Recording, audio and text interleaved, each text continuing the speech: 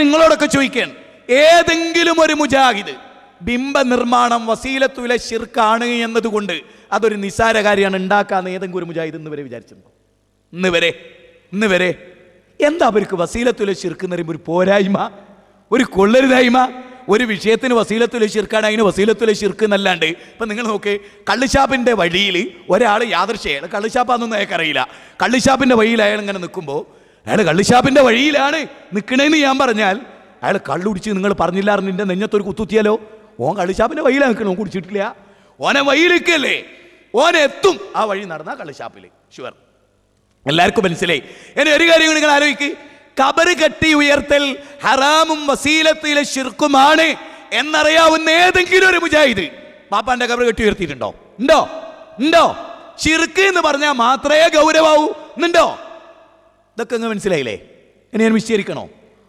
ഒരു കാര്യം, വസീലത്തുൽ ശിർക്കാറിന മുജാഹിദ് പിന്നെ ചെയ്യുമോ? ഞാൻ ഒരു കാര്യം കൂടി ചോദിച്ചോട്ടെ നിങ്ങളോട്. ഒരു മുജാഹിദുകളിൽ ആരും വ്യഭിചാരികളില്ല എന്ന് പറഞ്ഞാൽ തൊണ്ടി സഹിതം പിടിച്ചോൻ ഹാജരാക്കൂലേ?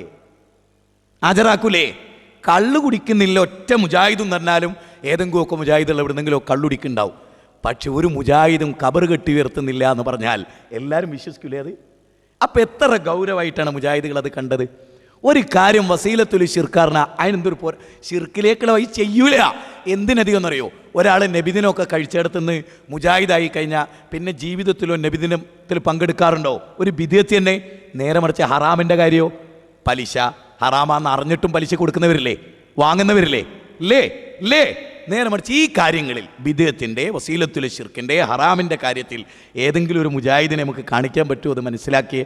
ഇനി നിങ്ങൾ പറയൂ, ഇവിടെ ആർക്കാ അപാകത? ഇവിടെ ആർക്കാ തെറ്റുപറ്റി? ഇവിടെ ആർക്കാ പ്രശ്നം?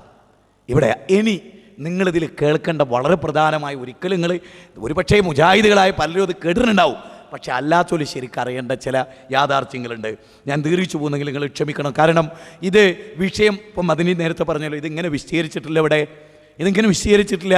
ഇനി ഇത് എവിടെ എത്താതെ പോയിട്ട് ഒരവ്യക്തത നിങ്ങളുണ്ടായി നാളെ ഈ മഹത്തായ ചർച്ചയൊക്കെ കൊളാക്കുന്ന വിധത്തിൽ നിങ്ങൾ കൂടി ഇങ്ങനെ അങ്ങോട്ടും ഇങ്ങോട്ടും ഡയലോഗ് അടിക്കുന്ന ഒരു അവസ്ഥ ഉണ്ടായത് എന്നുള്ളതുകൊണ്ടാണ്, ആത്മാർത്ഥമായിട്ടാണ്. കാരണം ഇത് പറയാനൊരവസരം ഇനി എനിക്ക് കിട്ടുമോ, നിങ്ങൾക്ക് കിട്ടുമോ നമുക്കറിയില്ലല്ലോ. അതുകൊണ്ട് നിങ്ങൾ കേൾക്കേണ്ട വളരെ പ്രധാനമായൊരു കാര്യം നിങ്ങളിതിൽ അറിയേണ്ടതുണ്ട്. അതിലൊന്ന് പിന്നെ നിങ്ങൾ കേൾക്കുക, മരുഭൂമി ചെന്നുപെട്ട ഒരു ജിന്നിനോട് ചോദിക്കാനുള്ള ഒരു കള്ള ഹദീസും പിടിച്ച് കള്ളത്തരം പറഞ്ഞ് മുവഹിദുകളെ ശിർക്കിലേക്ക് കൊണ്ടുപോവുകയാണോ? ഇതാണോ ഹദീസ് പണ്ഡിതന്മാരുടെ പണി? ഏത് ഹദീസാണോ നീ ഓതിയത്? ആരാണോ നിനക്ക് ഹദീസ് പഠിപ്പിച്ചു തന്നത്? മരുഭൂമിയിൽ പോയ ജിന്നിനോട് ചോദിക്കണമെന്ന് എവനാണോ നിന്നെ പഠിപ്പിച്ചത്? ആരാ നിനക്ക് ഹദീസ് പഠിപ്പിച്ചത്? ആ മുഹദ്ദിസിനെ കൊണ്ടുവാ ഇങ്ങോട്ട്, ധൈര്യമുണ്ടെങ്കിൽ കൊണ്ടുവാ ഇങ്ങോട്ട്, ഹദീസ് പഠിപ്പിച്ചു തരാ. ഹദീസ് പണ്ഡിതന്മാരല്ലാത്ത ഞങ്ങളുടെ മുന്നിലേക്ക് വാ. നിങ്ങൾ ബേജാറായി പോയില്ലേ? ഇങ്ങനെയൊക്കെ പറയേണ്ടതുണ്ടോ? നട്ടപ്പായരാക്ക് 12:30 ജാമ്യയിലുള്ള ഗർജനാക്കട്ട് മൂപ്പര ജനറൽ സെക്രട്ടറി ആ കുപ്പായൊക്കെ തുന്നി കഞ്ഞിവെള്ളമൊക്കെ മുക്കി വെച്ച് നിങ്ങൾ ആലോചിച്ചു, കൊണ്ടുപോടാതി ആരാണ് അവിടെ എന്നൊക്കെ ചോദിച്ചാൽ നമ്മളെന്താ മനസ്സിലാക്കുക? ഇനി നിങ്ങൾക്ക് ധൈര്യമുണ്ടെങ്കിൽ കൊണ്ടുപോകാന്നാ. ഇനി മൂപ്പരെ കൊണ്ടുവരിക നമ്മൾ. ഇത് ഈ ഹദീസ് ചർച്ച ചെയ്ത് ആരാടാ എന്നെ പഠിപ്പിച്ച് കൊണ്ടുപോടാ ധൈര്യമുണ്ടെങ്കിൽ ആളെ കൊണ്ടുവരികയാണ്. കണ്ടോളി കേട്ടോ, ആളെ ശ്രദ്ധിച്ച് ആ ഹദീസ് വിശദീകരിച്ച് ആ നേതാവിനെ നിങ്ങൾ കണ്ടോളി. എൻ്റെ പേര് അബ്ദുറഹ്മാൻ, തിരുവനന്തപുരം സ്വദേശിയാണ്. എനിക്ക് 2 ചോദ്യങ്ങളാണ് ചോദിക്കാനുള്ളത്. അത് മറ്റ് 2 പേരുടെ ചോദ്യങ്ങളാണ്. ധൈര്യമുണ്ടെങ്കിൽ ഈ സദസ്സിൽ ചോദിക്കാൻ ധൈര്യമുണ്ടോ എന്ന് ചോദിക്കുകയും എന്നാൽ ഇവിടെ വരാൻ ധൈര്യം കാണിക്കാതിരിക്കുകയും ചെയ്ത 2 പേരുടെ 2 ചോദ്യങ്ങളാണ്. അതായത് ഇപ്പോൾ സലഫി സൂചിപ്പിച്ചതുപോലെ ഷിർക്കിൻ്റെ ഒരുപാട് വശങ്ങൾ പറയുകയുണ്ടായി. അള്ളാഹുവിനോട് മാത്രമേ പ്രാർത്ഥിക്കാൻ പാടുള്ളൂ എന്നും, എന്നാൽ ആ പ്രാർത്ഥന നേർച്ച മറ്റുള്ളവരോട് അർപ്പിക്കാൻ പാടില്ല എന്നും, അത് മുഹമ്മദ് നബി സല്ലല്ലാഹു അലൈഹി വസല്ലമയാണ് ചെയ്തതെങ്കിൽ പോലും അത് അള്ളാഹു ഒരിക്കലും പൊറുക്കില്ല എങ്കിൽ, KNM അല്ലെങ്കിൽ മുജാഹിദ് പ്രസ്ഥാനം തന്നെ അത് ചെയ്യുകയാണെങ്കിൽ അള്ളാഹു ഒരിക്കലും പൊറുക്കില്ലല്ലോ. വിഷയം പറയാൻ കാരണം, വിജനമായ സ്ഥലത്ത് വെച്ച് ആരെങ്കിലും ഒരാൾ അള്ളാഹുവിൻ്റെ അടിമകളെ, അത് ജിന്നാകട്ടെ മലക്കാകട്ടെ ആരുമായിക്കോട്ടെ, എന്നെ സഹായിക്കൂ എന്ന് വിളിച്ച് പ്രാർത്ഥിച്ചാൽ അത് ശിർക്കാകുകയില്ല എന്ന് മുജാഹിദിൻ്റെ നേതാവ് ഇബ്നു കസീർ തന്റെ തഫ്സീറിൽ വിവരിച്ചു എന്നും, മാത്രമല്ല അത് ഇബ്നു കസീർ അല്ലേ എന്ന് പറഞ്ഞ് തള്ളാൻ കഴിയില്ല. ഇസ്ലാഹിൽ തന്നെ അത് പരാമർശിച്ചിട്ടുണ്ട് എന്നും അദ്ദേഹം സൂചിപ്പിക്കുകയുണ്ടായി. സത്യത്തിൽ ഇതിൻ്റെ എന്താണ് അടിസ്ഥാനം? ഇതിൽ ശിർക്കുണ്ടോ? എന്താണ് ഇതുകൊണ്ട് ഉദ്ദേശിക്കുന്നത്?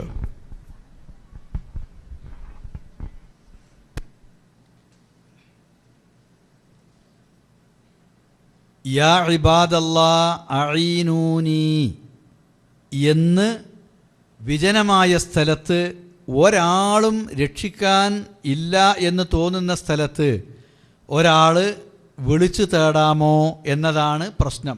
അങ്ങനെ ഒരു ഹദീസ് വന്നിട്ടുണ്ട് എന്നാണ് പ്രസ്തുത റിപ്പോർട്ട്. ആ ഇബാദല്ലാ എന്ന് പറഞ്ഞാൽ ആരാ? മരിച്ചുപോയ ആളുകളോട് സഹായം ആവശ്യപ്പെട്ടുകൊണ്ട് പ്രാർത്ഥിക്കുന്നത് ശിർക്കാണ്. ജീവിച്ചിരിപ്പുള്ളവരോടും ദുആ ചെയ്യുന്നത് ശിർക്കാണ്. മനുഷ്യരല്ലാത്തവരോട് ദുആ ഇസ്തിഗാസ ചെയ്യുന്നത് അതും ശിർക്കാണ്. ആകാശമാവട്ടെ, ഭൂമിയാകട്ടെ, നക്ഷത്രങ്ങളാകട്ടെ, സമുദ്രമാകട്ടെ, കല്ലാകട്ടെ, ഖബറാകട്ടെ, മരിച്ച മനുഷ്യരാകട്ടെ, ജീവനുള്ള മനുഷ്യരാകട്ടെ, ദുആയാണോ അത് അല്ലാഹു അല്ലാത്തവരോട് ചെയ്യുന്നത് ശിർക്കാണ്. അപ്പോൾ റസൂലുള്ള ഒരിക്കലും ദുആ യാ ഇബാദല്ലാ എന്ന് പറയുന്നത് അവരോടുള്ള ദുആ ആയിക്കൊണ്ട് ചെയ്യാൻ പഠിപ്പിക്കും എന്ന് വിശ്വസിക്കാൻ നിർവാഹമില്ല. നബി ഒരിക്കലും അത് ചെയ്തിട്ടില്ല, ചെയ്യാൻ പാടില്ല, ചെയ്യുന്നത് ശിർക്കാണ് എന്ന് പഠിപ്പിച്ചിട്ടുണ്ടല്ലോ. ഒന്ന്. രണ്ടാമത്തേത്, ഈ റിപ്പോർട്ടിൻ്റെ സനദ് ഷെയ്ഖുൽ ഇസ്ലാം ഇബ്നു തൈമിയ്യ മുതൽക്ക് അൽബാനി അടക്കമുള്ള ആളുകൾ വിശകലനം ചെയ്യുകയും അതിൻ്റെ സനദിൻ്റെ ന്യൂനത അവർ വ്യക്തമാക്കുകയും ചെയ്തിട്ടുള്ളതാണ്. ഇനി ഇത് നേർക്കുനേരെ നമ്മൾ എടുത്താൽ തന്നെ ഇവിടുത്തെ പ്രശ്നം എന്തുള്ളൂ എന്നറിയോ? ഒരു വിളിച്ചു പ്രാർത്ഥനയല്ല. പരിചയമില്ലാത്ത ഒരു സ്ഥലത്ത്, വിജനമായൊരു സ്ഥലത്ത് ചെന്നുപെട്ടാൽ എന്തെങ്കിലും ബുദ്ധിമുട്ട് വരുമ്പോൾ മണ്ടിയേരിയോ എന്ന് പറഞ്ഞ് വിളിക്കുന്നൊരു ശൈലി ഞങ്ങളെ മലപ്പുറം ഭാഗത്തൊക്കെ ഉണ്ട്. ചിലപ്പോൾ ആ വാക്കിന് പകരം വേറെ വാക്കായിരിക്കും വേറെ സ്ഥലത്തുണ്ടാകുക. ഇത് ആരോടാ? മരിച്ചുപോയ ആരെങ്കിലും ഉണ്ടെങ്കിൽ അവർ കേൾക്കട്ടെ എന്ന് വിചാരിച്ചിട്ടാണോ? അല്ല. എൻ്റെ വിളി കേൾക്കുന്നിടത്ത് ആരെങ്കിലും ഉണ്ടെങ്കിൽ അവർ അത് കേട്ട് എന്നെ സഹായിക്കട്ടെ എന്നുള്ള നിലക്കാണ്. അത് ശിർക്കിലേക്ക് പോകുന്ന വിളിയല്ല. ഇത്ര മാത്രമാണ് ആ റിപ്പോർട്ടിലുള്ളത്. ഇനി അതിൻ്റെ സനദിൻ്റെ വിശദാംശത്തിലേക്ക് പോകാതെ തന്നെ അത് എടുത്താൽ ഇത്രയേ അതിലുള്ളൂ. അതിലൊരു അപാകത ഒരാൾക്കും കാണാൻ കഴിയില്ല. അപ്പം ഇങ്ങനെ വിജനമായി കിടക്കുന്ന സ്ഥലത്ത് നമുക്കറിയോ അവിടെ ആരെങ്കിലും മനുഷ്യന്മാരും ഇല്ല, അവിടെ ജിന്നുകൾ മാത്രമേ ഉള്ളൂ. അപ്പം വിജനമായി കിടക്കുന്നിടത്ത് ഇത് ജിന്നാണ് എന്ന് സമർത്ഥിച്ചുകൊണ്ടത് ജിന്നിനോടുള്ള പ്രാർത്ഥനയാണ്, അപ്പം അങ്ങനെ ചെയ്യുന്നത് ശിർക്കാണ് എന്ന് സമർത്ഥിക്കാൻ ശ്രമിക്കുകയാണെങ്കിൽ ജിന്ന് അവിടെ മാത്രമേ ഉള്ളൂ, വേറെ എവിടെയില്ല എന്ന് പറയാൻ പറ്റുമോ? ആർക്കാണ് ജിന്നുള്ള സ്ഥലം ഇന്നടത്ത് എന്ന് നിർണ്ണയിക്കാൻ പറ്റുക? പൊതുവെ അവർ ഇന്നിടങ്ങളിലൊക്കെ ഉണ്ടാവാം എന്നുള്ള ഒരു നിലപാടല്ലാതെ ഇപ്പോൾ സൗദി അറേബ്യയിൽ മനുഷ്യൻ താമസിക്കുന്ന സ്ഥലം എവിടെയെന്ന് ചോദിച്ചാൽ അത് കൃത്യമായിട്ട് താമസിക്കുന്ന സ്ഥലം, വീട് നമ്പർ, അതേപോലെ തന്നെ പിന്നെ ഫ്ലാറ്റുകൾ, പിന്നെ ബാച്ചിലേഴ്സ്, ഫാമിലികൾ, കോട്ടേജുകൾ, അതേപോലെ കൊട്ടാരങ്ങൾ, ഇതൊക്കെ ഉള്ള സ്ഥലങ്ങൾ എവിടെയെന്നുള്ളതൊക്കെ മാർക്ക് ചെയ്ത് കാണിക്കാൻ പറ്റും. മറ്റേതാർക്കെങ്കിലും ഇവിടെ കാണിക്കാൻ പറ്റുമോ? പറ്റൂല. അപ്പോൾ അത് ഇന്ന സ്ഥലത്ത് ചെന്നിട്ട് അവിടുന്ന് ഇങ്ങനെ വിളിച്ചാൽ അത് അവർ തന്നെയാണ് എന്ന് ഒരു തീരുമാനത്തിലെത്തിയിട്ട് ഇത് അവരോടുള്ള തേട്ടവുമാണ്, അതുകൊണ്ട് അത് ശിർക്കുമാണ് എന്ന് പറയുന്നതിന് എന്തില്ല?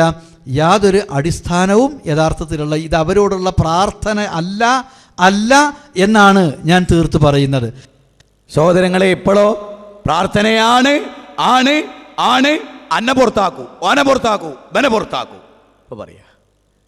ഹേയ്, ഇത് 2009 2012 പുതിയത്, 2009 ജിദ്ദയില്.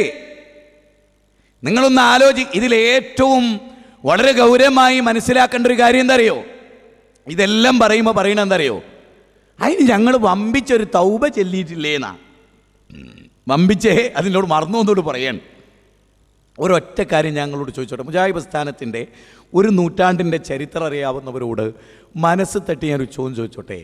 ഇപ്പോൾ ഞാൻ ഖത്തറിൽ ചെന്നു കഴിഞ്ഞ ദിവസം, ജാമിയ നദ്വിയയിൽ പഠിച്ച്, പിന്നീട് തൃശ്ശൂരിലെ കയ്പമംഗലത്തെ ബുസ്താനിലും പഠിച്ച്, പണ്ഡിതനായി ദായിയായി എൻ്റെ സുഹൃത്ത് അബ്ദുൽ ബാരി ഖത്തറിലെ ദായിയായി എത്തിയാണ്. എൻ്റെ മുമ്പിൽ ഇരുന്നിട്ട് പറയണ ഖത്തറിന് 5 കൊല്ലം ശിർക്കും തൗഹീദ് അറിയാത്തൊരവസ്ഥയിലായിരുന്നു നമ്മുടെ പണ്ഡിതന്മാർ. അവർ പറഞ്ഞ ശിർക്ക് തന്നെയാണ്. ഇപ്പോൾ അവർ പശ്ചാത്തപിച്ചിട്ടുണ്ട്.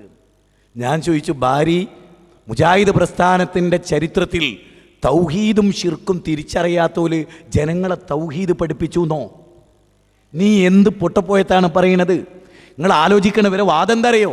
കഴിഞ്ഞ 5-10 കൊല്ലമായി തൗഹീദും ശിർക്കും തിരിച്ചറിയാത്തവരായിരുന്നു മുജാഹിദുകൾ. ഞാനിവിടെ ഒരു ഖുർആനിൻ്റെ വചനങ്ങളോട് പറഞ്ഞുകൊണ്ട് ഞങ്ങൾ പറയുന്നത് എന്താ അറിയോ? ഉമർ മൗലവിക്ക് തൗഹീദ് തെറ്റിയിട്ടില്ല എന്നാണ് ഞങ്ങൾ. KP മുഹമ്മദ് മൗലവിക്ക് തൗഹീദ് തെറ്റിയിട്ടില്ല എന്നാണ്.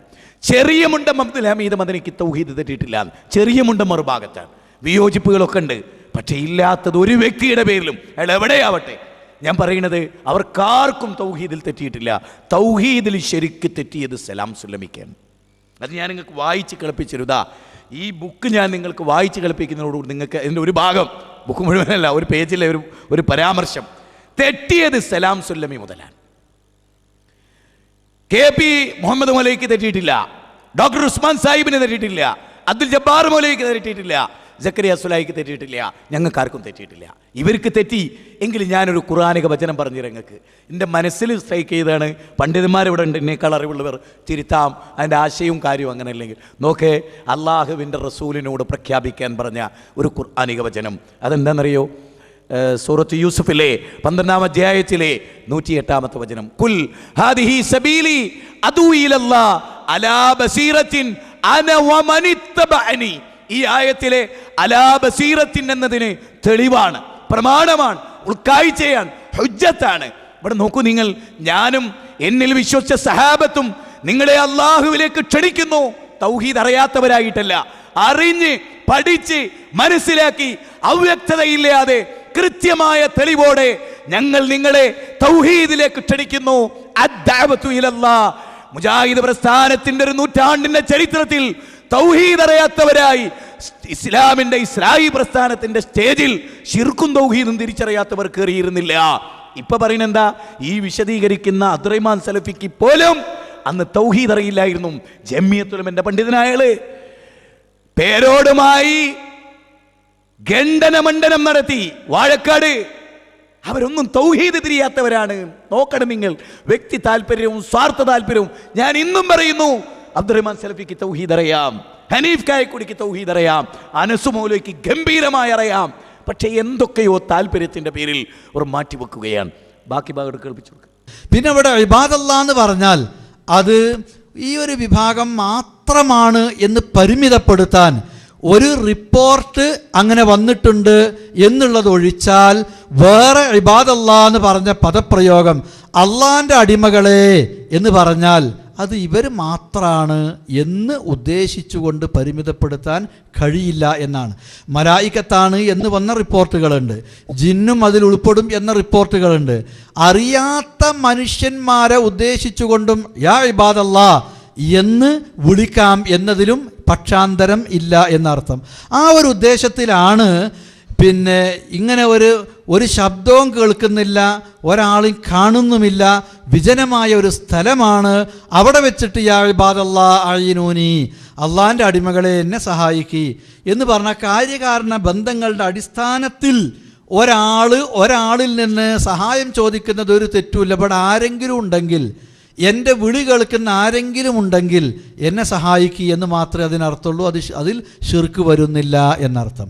സഹോദരങ്ങളെ, ഇതേ ഉള്ളൂ. ഇതാണ് ഞങ്ങളൊക്കെ പറയുന്നത്. ഇപ്പം അബ്ദുറഹ്മാൻ സലഫി, ഇതാണ് കറക്റ്റ്. ഇതാണ് നമുക്കിടയിലുള്ള വാദം. ഇതിനെതിരായ ഒരു വാദവും നമുക്കില്ല.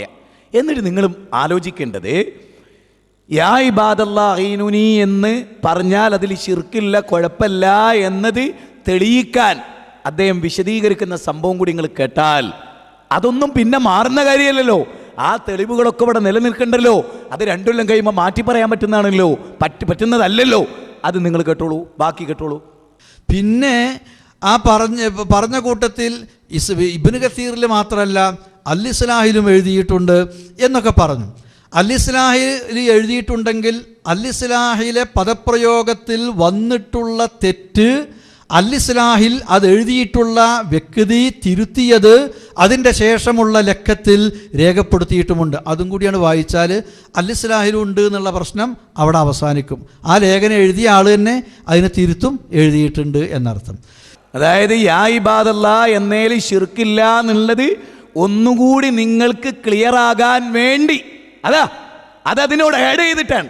യാ ഇബാദല്ലാ അയ്നുനി എന്നൊരാൾ പറഞ്ഞാൽ അതിൽ പ്രാർത്ഥന ഇല്ല, അതിൽ ആ നിലക്കുള്ളൊരു പ്രശ്നമില്ല, അതിൽ ഇത്രയേ ഉള്ളൂ എന്ന് മനസ്സിലാക്കി തരാം. ഒന്നുകൂടി അത് ക്ലിയർ ആവാൻ അതാ പ്രയോഗം. സുഹൃത്തുക്കളെ, 2009 നടന്നാണ് അത് ക്ലിയർ ആകാൻ ഒന്നുകൂടി പറയാണ്. എന്നിട്ട് കൊടുക്കുക. ഇനി ഒന്നുകൂടി ഞാൻ ഈ കാര്യം ക്ലിയർ ആകാൻ വേണ്ടി പറയാം. ഹാജറ, ബുഖാരി ഉദ്ധരിച്ച ഹദീസ. ഹാജറ ബീവി ഇങ്ങനെ ഇസ്മായിൽ വെള്ളത്തിന് കരഞ്ഞുകൊണ്ടിരിക്കുമ്പോൾ ഉള്ള വെള്ളം തീർന്നിട്ട് വെള്ളം തേടി പോവുക. അങ്ങോട്ടൊന്ന് ഓടി സൊഫൻ്റെ മുകളിൽ, അവിടെ ഒന്നും കാണുന്നില്ല. അവിടുന്ന് ഇറങ്ങി നേരെ മറുവൻ്റെ അടുക്കലേക്ക്. അവിടെ ചെന്ന് നോക്കി, അവിടെയില്ല. ചുറ്റുഭാഗം നോക്കി, ആരും കാണുന്നില്ല. കുട്ടിൻ്റെ അടുക്കലേക്ക് ഒന്ന് വരും, പിന്നെ അങ്ങോട്ടോടും, പിന്നെ ഇങ്ങോട്ടോടും. ആരെങ്കിലും ഉണ്ടോ, ആരെങ്കിലും വരുന്നുണ്ടോ, ഒന്നും കാണുന്നില്ല. പെട്ടെന്നൊരു ശബ്ദം കേട്ടു. ആ ശബ്ദം കേട്ടപ്പോൾ ഹാജറ പറഞ്ഞു, അഗിസ് ഇൻ കാന ഇൻദക ഖൈർ. ആ ശബ്ദത്തിനോടായിട്ടാണ്, നിന്റെ അടുക്കൽ വല്ല ഖൈറും ഉണ്ടെങ്കിൽ ലേശം വെള്ളം തന്ന് ഇന്നൊന്ന് സഹായിക്കണം, ഈ കുട്ടി ദാഹിച്ച് പരവശനായി കിടക്കുകയാണ് എന്ന്. പിന്നെ ആ ശബ്ദത്തിൻ്റെ നേരെ തിരിഞ്ഞു നോക്കുമ്പോൾ മലക്ക് ജിബ്രീൽ അതാ ഇതിൻ്റെ കുളമ്പ ഇത് കാലടി വന്നിടത്ത് അവിടുന്ന് പിന്നെ വെള്ളം വരുന്നു, ഉറവ വരുന്നു. അപ്പോൾ ജിബ്രീലിനോട് വിളിച്ച് പ്രാർത്ഥിക്കാൻ തെളിവായിട്ട് ഇതെടുക്കാമോ? എന്നാൽ ഇതിന് മഹാത്മാക്കളോട് വിളിച്ച് പ്രാർത്ഥിക്കാൻ തെളിവ് കണ്ടോ? അഗീസ് അവിടെ ഉദ്ദേശിച്ചത് ആരെയാ? അഗീസ് എന്ന് പറഞ്ഞാൽ മരിച്ചുപോയ മഹാത്മാക്കളെ ആയിരിക്കുമല്ലോ എന്ന് പറഞ്ഞിട്ട് യാഥാസ്ഥികരായ ചില പണ്ഡിതന്മാർ ഇതും തെളിവിന് ഉദ്ധരിക്കാൻ ശ്രമിക്കാറുണ്ട്. അപ്പോൾ അവിടെ ഹാജറയുടെ അഗീസ് എന്നത് ആരെങ്കിലും ആവാം, ആരാണെങ്കിലും ശരി, എനിക്ക് ഇവിടുന്ന് വെള്ളം കിട്ടണം, അല്ലെങ്കിൽ പിന്നെ അങ്ങോട്ടും ഇങ്ങോട്ടും ഓടി ആ ശബ്ദത്തിൻ്റെ നേരെ അവിടുന്ന് തിരിഞ്ഞിട്ടൊന്നും പറയേണ്ടതില്ലല്ലോ. ഇവിടെ തന്നെ ഇരുന്നിട്ട് മരിച്ചവരോട് ചോദിക്കാനാണെങ്കിൽ ചോദിച്ചാൽ മതിയല്ലോ. പിന്നെ ജിന്നിൻ്റെ സഹായം കിട്ടാൻ ഒരു ഒഴിഞ്ഞ സ്ഥലത്ത് മാത്രമേ ജിന്നിൻ്റെ സഹായം കിട്ടുള്ളൂ എന്നാണോ സഹായം കിട്ടുമെന്ന് പറയുന്ന ആളുകളുടെ വിശ്വാസം? അതിലും അർത്ഥമില്ലാത്തതാണ്. അപ്പോൾ ആ റിപ്പോർട്ട് യഥാർത്ഥത്തിൽ മരിച്ചുപോയ മഹാത്മാക്കളോട് സഹായം തേടുന്നതിനുള്ള തെളിവല്ല. മരിച്ചുപോയ ആളുകളോടോ ജീവിച്ചിരിപ്പുള്ള ആളുകളോടോ കാര്യകാരണ ബന്ധങ്ങൾക്ക് അതീതമായ ഗുണം പ്രതീക്ഷിച്ചുകൊണ്ടോ ദോഷബാധയെ ഭയന്നുകൊണ്ടോ എന്തെങ്കിലും ആവശ്യപ്പെടുന്ന, പ്രാർത്ഥിക്കുന്ന, ഇത് സഹായം തേടുന്ന, അതാണ് ശിർക്ക്. അത് ഇതിൽ വരുന്നില്ല എന്നർത്ഥം. സഹോദരങ്ങളെ, പഠിക്കാൻ ആഗ്രഹിക്കുന്നവർക്ക് അത് മതി. നോക്ക്, ഒരു കാര്യം നമ്മൾ ആലോചിക്ക്, എന്തിനാണ് സത്യത്തിൽ ഇതൊക്കെ ഈ രൂപത്തിലായിത്തീർന്നതിൽ വളരെ വേദനിക്കുന്നവരാണ് ഞങ്ങളൊക്കെ. അനാവശ്യമായാണ് ഇപ്പം ജിന്നിനോടും മലക്കിനോടും പ്രാർത്ഥിക്കാം, സഹായം തേടാം എന്നിവിടെ ഒരു വിഭാഗം പറയുന്നു എന്നിവിടെ പറയുന്നത്. സുഹൃത്തുക്കളെ, സത്യം ഇതാണ്. ഇപ്പം അബ്ദുറഹ്മാൻ സലഫി വിശദീകരിച്ചാണ് ഹക്ക്. അതാണ് യാഥാർത്ഥ്യം. അതിൽ നിന്ന് അയാൾ തെറ്റി, മടപൂരികൾ തെറ്റി, അതേ തെറ്റിലേക്ക് അദ്ദേഹം വന്നു. അതാണ് നമ്മുടെ പോയിന്റ്. അതേ തെറ്റിലേക്ക് എനിക്ക് ഒന്നും മനസ്സിലാത്തൊരു കാര്യം എന്തറിയോ? ഇപ്പം പറയണേ, ഞാൻ ഈ കുവൈത്തിൽ വന്നപ്പോൾ ഒരാളിൻ്റെ മുന്നോട് പറയാണ്, ഞാൻ അയാളോട് പറഞ്ഞ് 10 കൊല്ലം മടപൂരികൾക്ക് തെറ്റിപ്പറ്റി എന്നാണ് ഇപ്പോഴത്തെ നേതൃത്വം പറയുന്നത്. അല്ല, മടപൂരികളുടെ ശരിയും നമുക്ക് തെറ്റിപ്പറ്റി എന്നാണ് നമ്മുടെ നേതൃത്വം പറയുന്നത്. അപ്പം ഈ വിദ്വാൻ പറയാണ്, മുജാഹിദായ വിദ്വാൻ പറയാണ്, ശരിയാ, എനിക്കും ഇപ്പം തോന്നുന്നുണ്ട് നമുക്ക് ആ തെറ്റിയെറ്റിയ മടപൂരികൾ കറക്റ്റായിരുന്നു. എങ്ങനെയുണ്ട് 10 കൊല്ലം മടപൂരികൾ പിഴവിലായിരുന്നു എന്ന് പ്രസംഗിച്ച് രണ്ടാക്കീനെ പിളർത്തിയിട്ട് ഇപ്പം പറയാ മടപൂരികൾ പറയണ ശരി. ഇനി ഞാൻ ഇത് വെച്ചുകൊണ്ടൊരു ചോദ്യം ചോദിച്ചോട്ടെ. 10 കൊല്ലമായിട്ട് മടപൂരികൾ ശരിയിലും ഈ KNM ലീഡർമാർ തെറ്റിലൊന്ന് KNM ഇപ്പം അംഗീകരിക്കുന്നുണ്ടെങ്കിൽ 10 കൊല്ലം തെറ്റിയേറ്റിയവർക്ക് ഇനിയും തെറ്റിയേറ്റിക്കൂടെ? അപ്പോൾ നമ്മൾ ഓല കൂടെ ആക്കണ്ടേ? 10 കൊല്ലം തെറ്റിയേറ്റിയാലും 11ാമത്തെ കൊല്ലവും തെറ്റ് പറ്റുമെന്ന് മനസ്സിലാക്കി ഓല കൂടെ കൂടാനിക്കല്ലോ ഉണ്ട്. നിങ്ങൾ ആലോചിക്കേ, ബുദ്ധി കൊടുത്ത് ആലോചിക്കേ. അപ്പം ഇതാണ് ഇവിടുത്തെ. നിങ്ങൾ കേൾക്കുന്നത് ശരിക്കും പറഞ്ഞാൽ നമ്മൾ ഞെട്ടിപ്പോകുന്ന ചില കാര്യങ്ങളാണ്. കാരണം ചില ആളുകൾ ഇന്നലെ പറഞ്ഞതിനെതിരായി ഇന്ന് വാദിച്ച് ജയിക്കുന്നത് കാണുമ്പോൾ അപാരമായ ചർമ്മസൗഭാഗ്യം, അതൊരു വല്ലാത്തൊരു സംഭവമായിരിക്കും. അതുമായി ബന്ധപ്പെട്ടൊരു ക്ലിപ്പിംഗാണ് ഇനി നിങ്ങൾ കാണുന്നത്. ഒരു വലിയ കളവ് ഒരു വലിയ ബെഡായി. എന്താ ബെഡായി എന്നറിയോ? കേട്ടോളൂ, അദ്ദേഹം ഒരു വലിയ ബെഡായി പറയാൻ. മുജാഹിദ് പ്രസ്ഥാനം രാത്രി മാത്രമേ പകലും ജിന്നിനോട് സഹായം ചോദിക്കാന്നാണ്, പിശാചിനോട് ചോദിക്കാന്ന് പറയുന്നത്. ഇവർ പറയുന്നത് വിജനമായ മരുഭൂമിയിൽ ഒരാൾ അകപ്പെട്ടു. മരുഭൂമി എന്ന വലിയ കേസാണ്. നമ്മൾ നടന്ന മാതിരി മരുഭൂമിയിൽ അകപ്പെട്ടാൽ വഴി അറിയില്ലെങ്കിൽ ഒരു രക്ഷയില്ല, മരിച്ചു പോകുന്നേ വഴിയുള്ളൂ, വേറെ വഴിയില്ല. കാരണം എന്താ വെച്ചാൽ മരുഭൂമിയാണ് ചുട്ടുപൊള്ളുന്ന മണൽക്കാടാണ്, ഒരു ആരും തുണക്കുണ്ടാവില്ല, റോഡും ഇല്ല, വഴിയില്ല, മനുഷ്യന്മാരില്ലാത്ത വിജനമായ പ്രദേശം. റോഡ് അറിഞ്ഞില്ലെങ്കിൽ, വഴി അറിഞ്ഞില്ലെങ്കിൽ രക്ഷപ്പെടാൻ ഒരു വഴിയില്ല. അങ്ങനെ ഗത്യന്തരമില്ലാത്ത ഘട്ടത്തിൽ തൽക്കാലം സഹായം കിട്ടണമെങ്കിൽ പണ്ടൊക്കെ മുജാഹിദ് പറഞ്ഞ അള്ളഹാനോടല്ല മറ്റാരോടും പ്രാർത്ഥിക്കാൻ പാടില്ലതാ. ഇപ്പൊ പറഞ്ഞത് അള്ളഹാനോടും പ്രാർത്ഥിക്കുക, ജിന്നിനോടും പ്രാർത്ഥിക്കുക, പിശാചിനോടും പ്രാർത്ഥിക്കുക, മഹാത്മാക്കളോട് പാടില്ല എന്ന് മാത്രമേ ഇപ്പൊ പറയുള്ളൂ. കളവ്. ഒരു വാചകത്തിന്റെ തുണ്ടുത്തരിക്കാൻ നിങ്ങൾക്ക് ധൈര്യമുണ്ടോ? അള്ളയല്ലാത്തവരോട് പ്രാർത്ഥിക്കാം, ജിന്നിനോട് പ്രാർത്ഥിക്കാം, പിശാചിനോട് പ്രാർത്ഥിക്കാം എന്ന് പറഞ്ഞ വാചകത്തിന് ഒരു തുണ്ട് തെളിവ് ധരിക്കാൻ നിങ്ങൾക്ക് കഴിയോ? അതോട്ടിങ്ങനെ നടക്കരുത്. വല്ലാണ്ട് കളവേ പറയൂ, അതേ ശീലിച്ചിട്ടുള്ളൂ. ആ നിർബന്ധമായി മറ്റുള്ളവർ സ്വീകരിക്കണം, ആ നിലപാട് ശരിയല്ല. ഒരു വാചകത്തിന്റെ തുണ്ട് ജിന്നുകളോട് പ്രാർത്ഥിക്കാന്ന് മുജാഹിദുകൾ പറഞ്ഞത്രേ. അങ്ങനെ വാദിക്കണത്രേ.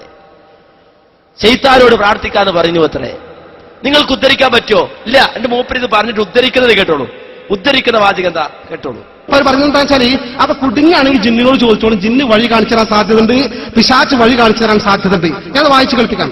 പകൽ വെളിച്ചത്തിൽ വിജനമായ മരുഭൂമിയുടെ വഴിയറിയാതെ നടന്നു നീങ്ങുന്ന ഒരാൾ പരിസരത്ത് ആരെയും കാണുന്നില്ല. ഇവിടെ എന്റെ ശബ്ദം കേൾക്കുന്ന ആരെങ്കിലും, മനുഷ്യൻ, മലക്ക്, ജിന്ന്, എന്നെ സഹായിക്കട്ടെ എന്ന് നനച്ച് പടപ്പുകളെ എന്നെ സഹായിക്കണേ, എനിക്ക് വഴി കാണിച്ചു തരണേ എന്ന് ഉച്ചത്തിൽ വിളിച്ചു പറയുന്നുവെങ്കിൽ അഭൗതിക മാർഗത്തിലുള്ള സഹായത്തേട്ടം അതിലില്ല, അതുകൊണ്ടത് ശിർക്കല്ല. ഇവർ പറയുന്നത് ഈ വഴിയറിയാതെ വിഷപ്പിക്കുന്ന വിജനമായ മരുഭൂമിയിലെ മുസ്ലിം സഹോദരന് പിശാചിനോട് വഴി കാണിച്ചു തരാൻ, ജിന്നിനോട് വഴി കാണിച്ചു തരാൻ ആവശ്യപ്പെടാന്ന് പറയുന്നത്. കണ്ടോ? ആ വാചകം കോട്ടിവാട്ടാണ് അദ്ദേഹം. ഒരാൾ ഒരു വിജനമായ മരുഭൂമിയിൽ അകപ്പെട്ടു. ആ മരുഭൂമിയിൽ അകപ്പെട്ടു പോയ ഒരു മനുഷ്യൻ വിളിച്ചു പറയാൻ, ആരെങ്കിലും എന്നെ സഹായിക്കണേ എന്ന് വിളിച്ചു പറയാം.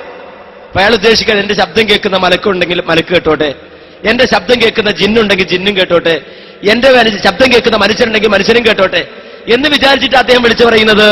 എങ്കിൽ അത് ശിർക്കല്ല, അബൗദികമല്ല, കാര്യകാരണ ബന്ധങ്ങൾക്ക് അതീതമല്ല. എന്താ തെറ്റതില്? ആ വാചകത്തിൽ അതിൽ നിന്ന് എവിടുന്നാ കിട്ടിയത്? ജിന്നുകളോട് പ്രാർത്ഥിക്കാൻ എവിടുന്നാ കിട്ടിയത്? എവിടുന്നാ കിട്ടിയത്? നേരത്തെ ഞാൻ പറഞ്ഞല്ലോ, അബൗദികം എന്ന് പറഞ്ഞാൽ എന്താണ്, മറഞ്ഞ വഴി എന്ന് പറഞ്ഞാൽ എന്താണ്, വൈബിയായത് എന്ന് പറഞ്ഞാൽ എന്താണ്, നേരത്തെ പറഞ്ഞല്ലോ. അപ്പോ ഒരു വാചകം കിട്ടിയതുപോലെ ഇത് എത്ര കൊല്ലം മുമ്പ് മുജാഹിദിൽ കൃത്യമായി ഇത് പറഞ്ഞു കൊടുക്കണ്ടേ? ഇവര് പണ്ടേ ചോദിക്കണ്ടേ? പണ്ടേ ഇവര് ചോദിക്കാണ്ട് ഈ ചോദ്യം എന്ത്? യാ ഇബാദല്ലാ എന്നില്ലേ അമറിയ ഹാജറ ബീവി. ആ ഹാജറ ബീവി ഇതാ ആ സഭയുടെയും മറുവയിൽ ഇടപെടപ്പെട്ടപ്പോ ജിബ്രീൽ അവിടെ വന്ന് നിന്നപ്പോ ഐസ് ഐസ് എന്ന് ചോദിച്ചില്ലേ? ഐസ് ഐസ് എന്ന് ചോദിച്ചില്ലേ? അന്ന് മുതൽ മുജാഹിദിൽ മറുപടി പറയാം. വീണ്ടും ഇവർ ചോദിക്കും, സുലൈമാൻ നബിയുടെ മുന്നിൽ ജിന്നുകൾ ഉണ്ടായിരുന്നില്ലേ? സുലൈമാൻ നബി ചോദിച്ചില്ലേ അവരോട്, അയ്യുക്കും ബി അർഷിഹ, ആരാണ് അർഷിങ് കൊണ്ടുവരിക എന്ന് ചോദിച്ചില്ലേ? ഇവര് പണ്ടേ ചോദിക്കണേ. അന്ന് മുതൽ മുജാഹിദിൽ മറുപടി ഉണ്ട്. എത്രയോ വർഷങ്ങൾക്ക് മുമ്പ് മാത്രല്ല, അന്ന് ശബാബിൽ ഒന്നൊരു ചോദ്യമുണ്ട്, ഇതേ ചോദ്യം തന്നെ. 1983 ആ കാലയളവ്, 90 ഇടയിലുള്ള കാലയളവിൽ ശബാബിൽ വന്ന ചോദ്യം. ആ ചോദ്യോത്തരം തൗഹീദ്, പ്രാർത്ഥന, തൗഹീദ്, ചോദ്യങ്ങൾക്ക് മറുപടി എന്ന യുവത പ്രസിദ്ധീകരിക്കുന്ന പുസ്തകം ഇപ്പോഴും വിൽക്കുന്നുണ്ട്. നിങ്ങൾക്ക് വാങ്ങാൻ കിട്ടുന്ന പുസ്തകം നിങ്ങൾ വായിച്ചു നോക്കുക, അവിടെയുണ്ട് ഇത്. ഈ വാചകം കേട്ടോളൂ. ജിന്നുകൾ അള്ളാഹുവിന്റെ അടിമകളാണ്. ഖുറാഫിയുടെ ചോദ്യത്തിന് മറുപടി പറയാ. ജിന്നുകൾ അള്ളാഹുവിന്റെ അടിമകളാണ്.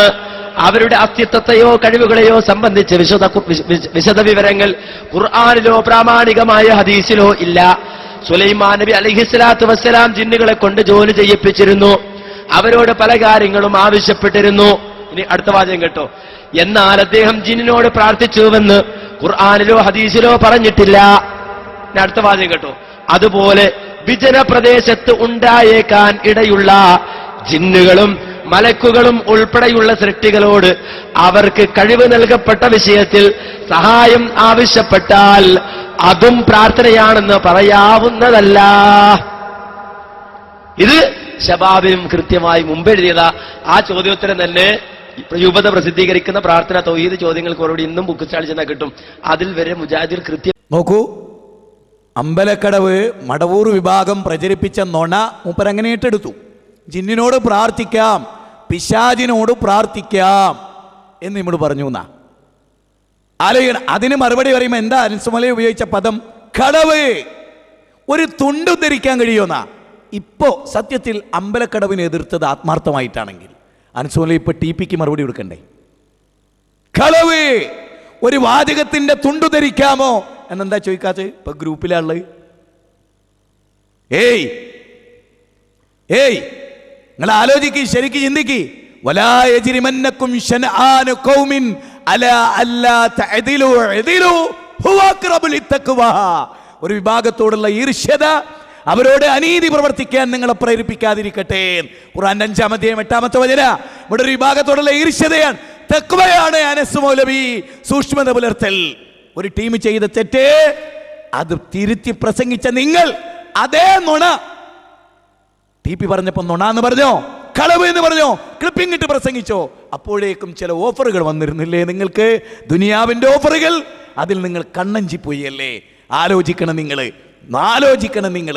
കളവാണ് ഇവർ പ്രചരിപ്പിച്ചെന്നുള്ളത്. ഈ അനുസൂല ഇപ്പൊ എവിടെ ഉള്ളത്? ജിന്നിനോടും മലക്കരോടും പ്രാർത്ഥിക്കുക നമ്മൾ പറഞ്ഞു എന്ന് പറയുന്നവരുടെ കൂടെ. ആലോചിക്കണം. തീർന്നില്ല. ഖുർആൻ സൂറത്ത് നിസായിൽ ഒരു വചനവും കൂടി പറയുന്നുണ്ട്. വലൗവലാം ഫുസിക്കും മവിൽ വാലിദൈനി വല്ലഖ്റബീൻ യകുൻ ഗനിയൻ ഔ ഫഖീറാ.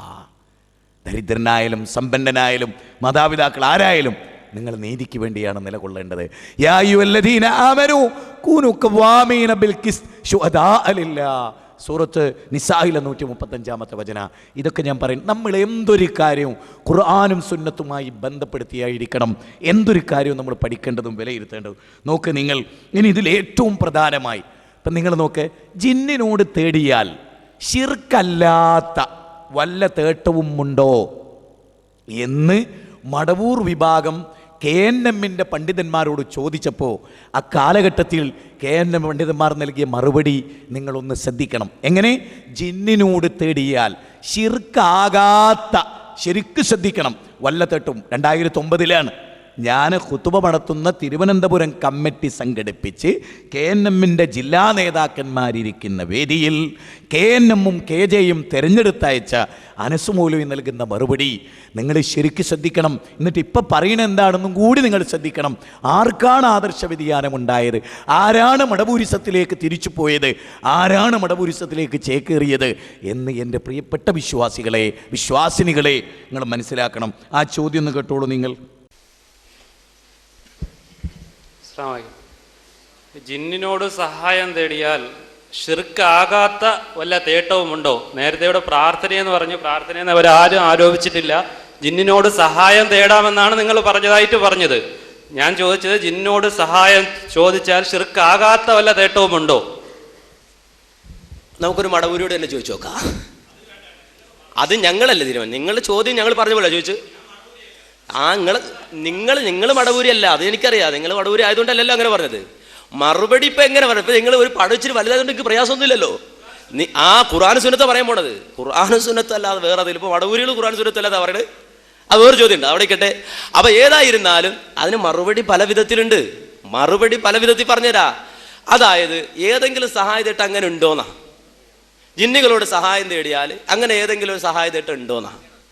അതിനെ വിശദീകരിച്ചുകൊണ്ട് സാക്ഷാൽ മടവൂരികൾ തന്നെ പറയും. നിങ്ങളെന്ന് വെച്ചാൽ വിഷമിക്കണം, ഞങ്ങൾ അഡ്വാൻസ് ആയിട്ട് ഇച്ചിരി ബോധപൂർവ്വം അവരെ കവർ ചെയ്ത് പറയണോണ്ട് പ്രശ്നമൊന്നുമില്ലല്ലോ. അല്ലല്ലോ, കേട്ടോളൂ. ജിന്നുകൾക്ക് അല്ലാഹു നൽകുന്ന കഴിവ് മനുഷ്യ കഴിവിന് അതീതമെങ്കിലും അതിന് അഭൗതികമെന്ന് വിശേഷിപ്പിക്കുന്നത് ഇസ്ലാമിക കാഴ്ചപ്പാടിൽ ശരിയല്ല. അഭൗതികമായ കഴിവ് എന്ന് നാം ഉദ്ദേശിക്കുന്നത് അല്ലാഹു സൃഷ്ടികൾക്കാർക്കും നൽകാത്ത കഴിവാണ് എന്ന് പറഞ്ഞുകൊണ്ട് ജിന്നുകൾക്കുള്ള കഴിവിനെ സംബന്ധിച്ച ഒരു വിശദീകരണം. എന്നിട്ട് വീണ്ടും ഇതിൽ കാണാം, അതുപോലെ വിജനപ്രദേശത്തുണ്ടായേക്കാനിടയുള്ള ജിന്നുകളും മലക്കുകളും ഉൾപ്പെടെയുള്ള സൃഷ്ടികളോട് അവർക്ക് കഴിവ് നൽകപ്പെട്ട വിഷയത്തിൽ സഹായം ആവശ്യപ്പെട്ടാൽ അതും പ്രാർത്ഥനയാണെന്ന് പറയാവുന്നതല്ല. അപ്പൊ ജിന്നുകൾക്ക് കഴിവ് നൽകപ്പെട്ട വിഷയത്തിൽ ഏതെങ്കിലും ഒരാൾ സഹായം ചോദിച്ചാൽ അതിനെയും പ്രാർത്ഥനയാണ് എന്ന് പറയാൻ കഴിയില്ല. അപ്പൊ ജിന്നുകൾക്ക് കഴിവ് നൽകപ്പെട്ട വിഷയത്തിൽ ഏതെങ്കിലും ഒരാൾ സഹായം ചോദിച്ചാൽ അതിനെയും പ്രാർത്ഥനയാണ് എന്ന് പറയാൻ കഴിയില്ല. അപ്പൊ ജിന്നുകൾക്ക് കഴിവ് നൽകപ്പെട്ട വിഷയത്തിൽ ഏതെങ്കിലും ഒരാൾ സഹായം ചോദിച്ചാൽ അതിനെയും പ്രാർത്ഥനയാണ് എന്ന് പറയാൻ കഴിയില്ല. ഒരു ഉദാഹരണം പറഞ്ഞുതരാം. ഇപ്പൊ ഒരു ജിന്ന് ഇവിടെ വരികയാണ്. ആ ജിന്നിനെ സംബന്ധിച്ചിടത്തോളം ഏതെങ്കിലും ഒരു രൂപത്തിൽ ഇവിടെ വന്നു, എനിക്ക് അയാളെ കാണാം. അയാളെ സംബന്ധിച്ചിടത്തോളം അയാളെ ഞാനുമായിട്ട് സംസാരിക്കണം. എന്താ ജിന്നെ സുഖമാണോ, എവിടുന്നാ വരുന്നത്, എങ്ങനെയുണ്ട് എന്ന് അയാളോട് സംസാരിച്ചാൽ അത് അഭൗതികമല്ല. അയാളെ സംബന്ധിച്ചിടത്തോളം അങ്ങനെ ചോദിച്ചതുകൊണ്ട് ശിർക്കാവുകയുമില്ല. സഹോദരങ്ങളെ, ആർക്കാണ് ജിന്ന് ഹാളിറായ ചോദിക്കാന്നുള്ള വാദം? ആർക്കാ ഇങ്ങനൊരു ക്ലിപ്പിംഗ് നിങ്ങൾക്ക് ഇവരാരോപിക്കുന്ന മറുഭാഗത്ത് നിന്ന് ഇടാൻ കഴിയുമോ? KNMന്റെയും KJയുടെയും പണ്ഡിതന്മാർ തിരഞ്ഞെടുത്തയച്ച ഒരു മഹാപണ്ഡിതൻ, ജമിയത്തുൽ പ്രബന്ധം അവതരിപ്പിക്കാൻ മാത്രം യോഗ്യതയുള്ളൊരു പണ്ഡിതൻ. നിങ്ങൾ ആലോചിക്ക്, ആ പണ്ഡിതൻ്റെ പരാമർശമായത് ഇത്. എനിക്ക് സദസ്സിലേക്കൊരു ജിന്ന് വന്നു, എന്താ ജിന്നെ സുഖല്ലേ എന്നൊക്കെയാണ് വിശേഷം, നമ്മൾ തമ്മിൽ ഇങ്ങനെയൊക്കെ ഉണ്ടോ? ആലോചിക്ക്, ഇതിനാരെങ്കിലും വല്ല കുഴപ്പവും കണ്ടോ? ഇത് വാദിച്ച ഈ മനുഷ്യൻ അകത്തും ഇതിനെതിരെ പ്രസംഗിച്ച നമ്മൾ പുറത്തു. എന്തൊരു കഥ ഇത്, എന്തൊരു കഥയാ ഇത്! നിങ്ങൾ ആലോചിച്ചോ, ഒരു കുഴപ്പമില്ല, ഇതിൽ ശിർക്കില്ല, ഒന്നുമില്ല. എന്നിട്ട് എനിക്ക് ഏറെ സങ്കടം തോന്നി. എന്താ പറയുക, നിങ്ങൾ അതിന് തെളിവുദ്ധരിക്കുകയാണ് ഖുർആനിന്ന്. ജിന്ന് ഹാളിറായ ജിന്നിനോട് ചോദിച്ചാൽ കുഴപ്പമില്ല, ശിർക്കില്ല എന്നുള്ളതിന് അനുസ്മൂലം എന്ന് തെളിവുദ്ധരിക്കുകയാണ് ഖുർആൻ. ഇന്ന് അദ്ദേഹം എന്ത് പറയും എന്നത് വളരെ ഗൗരവമായി നമ്മൾ ചിന്തിക്കേണ്ടതാണ്. ആ ബാക്കി ഭാഗം ഒന്ന് ഇട്ടെടുത്തട്ടെ. ഇനി മാത്രമല്ല, വിശുദ്ധ ഖുർആൻ തന്നെ പരിശോധിച്ചാൽ സുലൈമാൻ നബി അലൈഹിസ്സലാത്തു വസ്സലാം ജിന്നുകളോട് സംസാരിക്കുന്നു, ജിന്നുകളെ കൊണ്ട് പല പണി എടുപ്പിക്കുന്നു, ബന്നാവുകൾ ഉണ്ടായിരുന്നു എന്ന് മടവൂരികൾ തന്നെ സമ്മതിക്കുന്നുണ്ട്. വിശുദ്ധ ഖുർആനാണ്, ഞാൻ മടവൂരി ചേർത്തി പറയുമ്പോൾ നിങ്ങൾ തെറ്റിദ്ധരിക്കണ്ട. വിശുദ്ധ ഖുർആൻ തന്നെ പറയാണ് സുലൈമാൻ നബിയുടെ സന്നിധിയിൽ ജിന്നുകൾ ഉണ്ടായിരുന്നു, ആ ജിന്നുകളെ കൊണ്ട് സുലൈമാൻ നബി പണിയെടുപ്പിച്ചിരുന്നു. അപ്പൊ അധീനമാക്കി കൊടുത്തിട്ടല്ലേന്നാ? അപ്പൊ ജിന്നാണല്ലോ, സംഗതി മനുഷ്യനായില്ലല്ലോ. അധീനപ്പെടുത്തിയത് കൊണ്ട് മനുഷ്യനല്ലാതാകുന്നില്ല. ജിന്നായ രൂപത്തിൽ തന്നെ സുലൈമാൻ നബിയുടെ മുന്നിൽ ജിന്ന് വന്നിരുന്നു. ഇഫ്രീത്ത് അടക്കമുള്ളവരുണ്ട്. മഹാനായ സുലൈമാൻ നബി അലൈഹി സ്വലാം അവരെ കൊണ്ട് പണിയെടുപ്പിക്കുന്നു, അവര് പണിയെടുക്കുന്നു, സുലൈമാൻ നബി അവരുമായി സംസാരിക്കുന്നു. അത് ശിർക്കല്ല, അത് ശിർക്കാണെന്ന് പറയുക സാധ്യമല്ല. ഇനി ആ രൂപത്തിൽ ആരെങ്കിലും പറഞ്ഞെങ്കിൽ അത് ഖുർആനിന് വിരുദ്ധമാണ്. എന്നാൽ ഒരു കാര്യം നിങ്ങൾ ശ്രദ്ധിച്ചുകൊണ്ട് മനസ്സിലാക്കിക്കൊള്ളണം. ഒരാളെ സംബന്ധിച്ചിടത്തോളം അയാൾക്ക് എന്തെങ്കിലും ഒരു പ്രയാസമുണ്ടായി, അയാളെ സംബന്ധിച്ചിടത്തോളം പ്രാർത്ഥന ഉയരുന്ന സന്ദർഭമുണ്ടായി എങ്കിൽ ആ സന്ദർഭത്തിൽ ജിന്നെ രക്ഷിക്കണേ, ജിന്നെ സഹായിക്കണേ, ജിന്നെ എന്നെ രക്ഷിക്കണേ, എന്റെ പാപം പുറത്തു തരണേ, എന്റെ പ്രയാസം നീക്കി തരണേ, ജിന്നെ എനിക്ക് സന്താനങ്ങളെ തരണേ എന്നിങ്ങനെ ചോദിച്ചാൽ അത് ശിർക്കാണ്, അത് കൊടും പാപമാണ്. അതിനെക്കുറിച്ചാണ് ഖുർആൻ പറഞ്ഞത്, ഇൻ തദ്ഉഹും. പ്രാർത്ഥനയുടെ ഏതെങ്കിലും ഒരു ഘട്ടം, ആ ഘട്ടം ജിന്നുകളുമായി ബന്ധപ്പെടുന്ന വിഷയത്തിൽ വന്നുപോയാൽ ഒരിക്കലും നിങ്ങൾ അവരോട് ദുആ ചെയ്താൽ ലാ യസ്മഉ ദുആഅക്കും, നിങ്ങളുടെ പ്രാർത്ഥന ജിന്നായാലും മലക്കായാലും പ്രവാചകന്മാരായാലും ആരായാലും അവർ കേൾക്കുകയില്ല. വലൗ സമിഉ, ഇനി കേൾക്കുമെന്ന് സങ്കല്പിച്ചാൽ തന്നെ മസ്തജാബു ലക്കും, അവർ നിങ്ങൾക്ക് ഉത്തരം തരില്ല. അത് ജിന്നാണെങ്കിലും മലക്കാണെങ്കിലും മനുഷ്യരാണെങ്കിലും അമ്പിയാക്കന്മാരാണെങ്കിലും ആരാണെങ്കിലും ആ പ്രാർത്ഥന അവരിലേക്ക് തിരിച്ചാൽ ഒരിക്കലും ഉത്തരം തരില്ല. അപ്പൊ നാം പറഞ്ഞു വന്നത്, ഒരിക്കലും ജിന്നിനോട് പ്രാർത്ഥിക്കുക എന്നത് പാടില്ല. പ്രാർത്ഥനാ ഭാവമുള്ള ഒരു തീട്ടവും ജിന്നിനോടല്ല, മലക്കിനോടല്ല, മനുഷ്യരോടല്ല, ഒരാളോടും പാടില്ല. അങ്ങനെ ചെയ്താൽ അത് ശിർക്കാണ്. അങ്ങനെ പ്രാർത്ഥിച്ചാൽ ആരും ഉത്തരം തരില്ല. ജിന്ന് തരില്ല, മലക്ക് തരില്ല, അതുപോലെ തന്നെ മനുഷ്യൻ തരില്ല, പ്രവാചകന്മാർ തരില്ല, ആരും തരില്ല. ഇത് ഞാൻ പറയുമ്പോൾ നിങ്ങളൊരു കാര്യം മനസ്സിലാക്കണം. യഥാർത്ഥത്തിൽ ജിന്നിനോട് പ്രാർത്ഥിക്കാം എന്ന് പറഞ്ഞത് സാക്ഷാൽ മടവൂരികളാണ്. ഇത് ഞാൻ പറയണമെന്ന് ചോദിച്ചാൽ അങ്ങനെ പ്രാർത്ഥിക്കാന്ന് പറയുന്നവരുണ്ട്. അത് നിങ്ങൾ മനസ്സിലാക്കിയിരിക്കണ്ടേ. ഇസ്ലാമിനെ സംബന്ധിച്ചിടത്തോളം അള്ളാഹുവിനോട് മാത്രമേ പ്രാർത്ഥന പറ്റുള്ളൂ. ജിന്നിനെ ഞാൻ പറഞ്ഞു, അവരെ കീഴ്പ്പെടുത്തപ്പെട്ട അല്ലെങ്കിൽ മുന്നിൽ വന്ന് നിന്ന് നമ്മളുമായി സംസാരിക്കുന്ന ഒരു ഘട്ടമുണ്ട്, നമ്മുടെ സാന്നിധ്യത്തിലെത്തുന്ന ഒരു ഘട്ടമുണ്ട്. അങ്ങനെ ഘട്ടം ഉണ്ടാകുമെങ്കിൽ അവരോട് സംസാരിക്കുന്നതുകൊണ്ട് തെറ്റൊന്നുമില്ല. അഭൗതികമായ മാർഗത്തിൽ ഒരാളോടും തേടാൻ പാടില്ല, ജിന്നിനോടും പാടില്ല. ആ അഭൗതികമായ മാർഗത്തിൽ ജിന്നിനോട് തേടിയാൽ ശിർക്കാണ്, കുഫ്റാണ്, യാതൊരുവിധ സംശയവുമില്ല. എന്തോ സുലൈമാൻ നബിക്ക് ജിന്നിനെ കീഴ്പ്പെടുത്തി കൊടുത്തപ്പോ ആ നിലക്ക് നടന്ന ചോദ്യങ്ങളും കാര്യങ്ങളും ശിർക്കല്ല, അതുപോലെയാണ്. അതുകൊണ്ട് എന്താ ആദ്യത്തെ ചോദ്യം? മടവൂർ വിഭാഗത്തിൽപ്പെട്ട സഹോദരന്റെ ചോദ്യം എന്താണ്? അത് നിങ്ങൾ ഒരിക്കലും മറക്കരുത്. ഏത് ചോദ്യത്തിന്റെ വിശദീകരണമായി ഇത്? ജിന്നിനോട് തേടിയാൽ ശിർക്കാകാത്ത വല്ല തേട്ടവുമുണ്ടോ? എന്നിട്ട് നിങ്ങൾ ആലോചിച്ച് നോക്ക്, സക്കരിയ സ്വലാഹിനെ പുഴക്കരയിൽ മുക്കിക്കൊല്ലാൻ എന്തൊരു ശ്രമാപ്പം ഇവിടെ നടക്കണേ. നിങ്ങൾ ആലോചിക്കുക. അടുത്ത ഘട്ടങ്ങൾ ചിരിച്ചു പോവും, അടുത്തത് നിങ്ങൾ കേട്ടാൽ ചിരിച്ചു പോവും. അപ്പൊ ഇതാണ് തെളിവ് ധരിക്കാൻ. ഇപ്പൊ ജിന്നിനെ അഭൗതികമായ സൃഷ്ടിയാക്കി മാറ്റിയത്. ജിന്നും മലക്കും എന്താണ്? അഭൗതിക സൃഷ്ടികളാണ് എന്ന് പറയുന്നിടത്ത് അപ്പള്ളേ ഞാൻ ആ ഭാഗത്തേക്ക് വരുന്നുണ്ട്. പെട്ടെന്ന് തന്നെ നമ്മൾ ചുരുങ്ങിയ സമയം കൊണ്ട് നമ്മൾ അവസാനിക്കും ഇൻഷാ അല്ലാഹ്. നിങ്ങളിത് പഠിച്ചിട്ട് പോകുമ്പോൾ നിങ്ങൾക്കൊരു സുഖം ഉണ്ടാവും. ഇത് മനസ്സിലാക്കി നിങ്ങൾ പോകുമ്പോൾ നിങ്ങളുടെ മനസ്സിലെ ഒരുപാട് പിരിമുറുക്കങ്ങൾ ഇല്ലാതാവും. ഇനി നിങ്ങൾ കേൾക്കേണ്ടത്, ഇതിനോട് ചേർത്ത് നിങ്ങൾ കേൾക്കേണ്ടത്, ആറ്റിങ്ങൽ മുഖാമുഖം നടന്നു. അത് 2009 ശേഷം 9 നിങ്ങൾ നോക്കേ, ആറ്റിങ്ങൽ മുഖാമുഖം. ആ മുഖാമുഖത്തിലൊരു മൊയ്ലിയാരെ ചോദ്യവും അതിന് KNMന്റെ മജീദ് സ്വലാഹി എവിടെയുണ്ട്, ഫൈസൽ മുസ്ലിയാർ എവിടെയുണ്ട്, അനസ് മൂലയുണ്ട്, സംശുദ്ദീൻ ബാലത്തുണ്ട്, ഒരു വിധപ്പെട്ട എല്ലാവരും. അന്ന് ഞങ്ങളൊരു ടീമായിട്ട് മുഖാമുഖം നടത്തുന്ന കാലം. ഞാൻ മാത്രമേ എന്ന അസസിൽ, എനിക്ക് വേറെ പരിപാടി ഉണ്ടായതുകൊണ്ട് അതിൽ പങ്കെടുക്കാൻ കഴിഞ്ഞില്ല. നിങ്ങൾക്കത് നോക്കി കാണാം. അതിലുള്ളൊരു വിശദീകരണം അതുപോലും ഇവിടെ ആരോപിച്ച് ശിർക്കിൻ്റെ പ്രചാരകർ എന്ന് പറയുന്നവർ പറഞ്ഞിട്ടില്ല. അത് നിങ്ങൾ ശരിക്കും മനസ്സിലാക്കുക. വന്നിട്ട് കൊടുത്തിട്ട് അപ്പൊ അള്ളയല്ലാത്തവരോട് പ്രാർത്ഥിക്കാമെന്ന് പറയുന്ന നിങ്ങൾ അള്ളയല്ലാത്തവരെ ആരാധിക്കാമെന്നാണ് യഥാർത്ഥത്തിൽ വാദിക്കുന്നത്. അതുകൊണ്ട് തന്നെയാണ് ശിർക്കാണ്, കുഫ്രാണ് എന്ന് പറയുന്നത്. അങ്ങനെ വരുമ്പോഴാണ് അതേ ശൗക്കാനിയെ സംബന്ധിച്ച് ചോദിക്കുന്നത്. നേരത്തെ പറഞ്ഞു, എന്താ ശൗക്കാനി പറഞ്ഞത്? കണ്ണിൽ കാണാത്തവരോട് സഹായം തേടാം, അഥവാ കണ്ണിൽ നിന്ന് മറഞ്ഞു നിൽക്കുന്നവരോട് സഹായം തേടാം എന്ന് ഈ ഹദീസിൽ ഉണ്ട്, തെളിവ് പിടിക്കാം എന്ന്. എന്താണ് ഇതിന്റെ അർത്ഥം? കണ്ണുകൊണ്ട് കണ്ണുകൊണ്ട് കാണാത്തവരോട് സഹായം തേടാൻ പാടില്ല എന്ന് ആരാ പറഞ്ഞത്? ഒരാളെ സംബന്ധിച്ചിടത്തോളം ലളിതമായി പറഞ്ഞു തരാം. ഒരാൾ കുളിക്കാൻ ബാത്റൂമിലേക്ക് കയറി, അങ്ങനെ വാതിലടച്ചു, സോപ്പ് തീർന്നു പോയി, ഭാര്യ അടുക്കളയിലാണ്, ഭാര്യയെ കാണുന്നില്ല. ആ ഭാര്യ വിളിച്ച് സോപ്പ് എടുക്കൂ എന്ന് പറഞ്ഞാൽ കാണാത്ത ഭാര്യയോട് സഹായം തേടുകയാണ്. പക്ഷെ ഇയാൾക്കറിയാം എന്റെ ശബ്ദം കേൾക്കുന്ന പരിധിയിൽ ആരുണ്ട്? ഭാര്യയുണ്ട്, കണ്ണുകൊണ്ട് കാണുന്നില്ല. അങ്ങനെ കണ്ണുകൊണ്ട് കാണാത്തവരോട് സഹായം തേടാം എന്ന് ഈ ഹദീസിലുണ്ട്. കാണാത്തവരോട് സഹായം തേടാം. അതിനിപ്പോ ആർക്കും തർക്കില്ല. ആർക്കാ തർക്കം?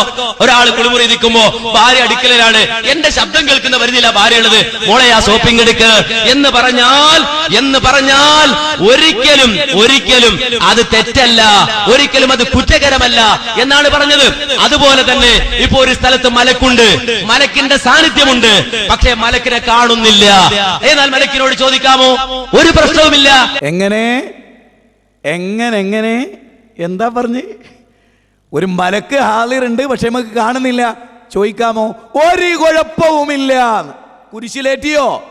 അനുസ്വാലിനെ കുരിശിലേറ്റിയോ? ഈ നീതിബോധമുള്ളവർ കുരിശിലേറ്റിയോ? നിങ്ങൾ ആലോചിച്ച് നോക്കുക. ഒരു പുഴക്കര പറഞ്ഞല്ലേ ഇവിടെ വിവാദം? പുഴക്കര പറഞ്ഞല്ലേ വിവാദം? ബാത്റൂമിലെ സോപ്പ് തീർന്നു പോയാൽ ഭാര്യയോട് സോപ്പ് തിങ്ങെടുക്ക് മോളെ എന്ന് പറയുന്ന പോലെ ഉള്ളൂ. ഹാളിറായ മലക്കിനോട് ചോദിക്കൽ, അതിലൊരു കുഴപ്പമില്ല. ഇനി ഞാൻ ഈ ചോദ്യം പേഴ്സണൽ സംസാരത്തിൽ ഞാൻ ചോദിച്ചിരുന്നു. അല്ല ഇക്കാക്ക, ഒരാൾ ഏത് പെണ്ണായിട്ട് ബന്ധപ്പെട്ട ഒരു കുഴപ്പമില്ല എന്ന് പറയും, ഒരാൾ അന്യസ്ത്രീയായിട്ട് ബന്ധപ്പെട്ട ഹറാമാണെന്നും പറയും. ഇതിലാരാ കുറ്റവാളി ചോദിച്ച് മിണ്ടണില്ല. ഇതിലാരാ കുറ്റവാളി? ഇവിടെ നിങ്ങളൊന്ന് ചിന്തിക്കി. അതായത് മലക്ക് ഹാജറുണ്ട്, അതിനോട് ചോദിക്കുക, ഒരു കുഴപ്പമില്ല എന്ന് പറഞ്ഞാൽ അനസ് മൗലവി KNMന്റെ വലിയ നേതാവും പണ്ഡിതനും ഉന്നതനും ഇതിനർഹനും.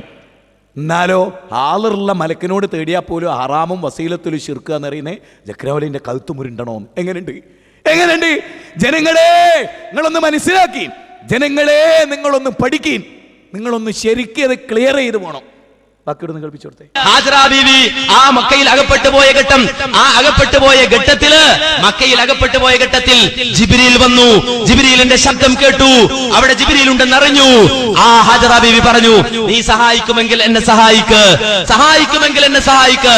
അവിടെ ഒരു ശബ്ദമുണ്ട്, ശബ്ദം കേൾക്കുന്ന പരിധിയിൽ ഒന്നുണ്ട് എന്ന് മനസ്സിലാക്കിയിട്ട് എന്നെ സഹായിക്കുമെങ്കിൽ സഹായിക്കൂ എന്ന് പറഞ്ഞാൽ അത് തെറ്റാണ്, അത് കുറ്റകരമാണ് എന്ന് ഒരാളും പറഞ്ഞിട്ടില്ല, പറയുകയും ഇല്ല.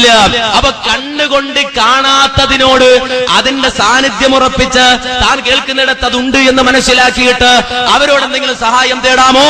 അത് തെറ്റല്ല, കുറ്റകരമല്ല എന്ന് കിട്ടും എന്നാണ് ഈ ഹദീസിന്റെ അടിസ്ഥാനത്തിൽ ഷൗക്കാനി പറഞ്ഞിട്ടുള്ളത്. അതുകൊണ്ട് ഞങ്ങളെ സംബന്ധിച്ചിടത്തോളം അതിൽ തർക്കിക്കേണ്ട കാര്യം ഇല്ല, അഭിപ്രായ വ്യത്യാസം ഉണ്ടാകേണ്ട കാര്യമില്ല, അഭിപ്രായ വ്യത്യാസം പറയേണ്ട കാര്യമില്ല.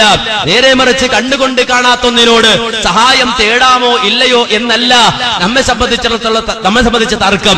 ഇനി സാക്ഷാൽ മുഹീദ്ദീൻ ശൈഖ് തന്നെ നമ്മള് അതിനപ്പുറത്ത് നിൽക്കുന്നുണ്ട്. ഇവിടുന്ന് ഞാൻ മൈക്കിലൂടെ പറഞ്ഞ മുഹീദ്ദീൻ ശൈഖ് അവിടുന്ന് കേൾക്കാണെന്ന് വിചാരിക്കുക. ഓ മുഹീദ്ദീൻ ശൈഖ് സുഖാണോ, ഒന്നിങ്ങ് വന്ന് മുയിലാർക്കൊന്ന് മറുപടി പറയോ എന്ന് ചോദിച്ചാൽ അത് തെറ്റാണ് എന്ന് ഞങ്ങൾക്ക് വാദമില്ല. ഇവിടെ കണ്ട് കാണാൻ കഴിയാത്ത ആ പരിധിയിൽ, ശബ്ദം കേൾക്കുന്ന പരിധിയിൽ ആരുണ്ട്? ആ വ്യക്തിയുണ്ട് എങ്കിൽ അയാളോട് ചോദിക്കാം. ഇനി മൂസ മുസ്ലിയാർ തന്നെ പുറത്തേക്ക് പോയി, മൂസ മുസ്ലിയാരെ നിങ്ങൾ പോവുകയാണോ എന്ന് നിങ്ങൾ നിങ്ങളെ കാണാതെ ഞാൻ വിളിച്ചു ചോദിച്ചാൽ മൂസ മുസ്ലിയാർ പുറത്തുനിന്ന് ഉത്തരം നൽകിയാലും ഇല്ലെങ്കിലും അതിലൊരു തെറ്റുമില്ല, ഒരു കുറ്റവുമില്ല. അത് ശൗക്കാരി പറഞ്ഞു.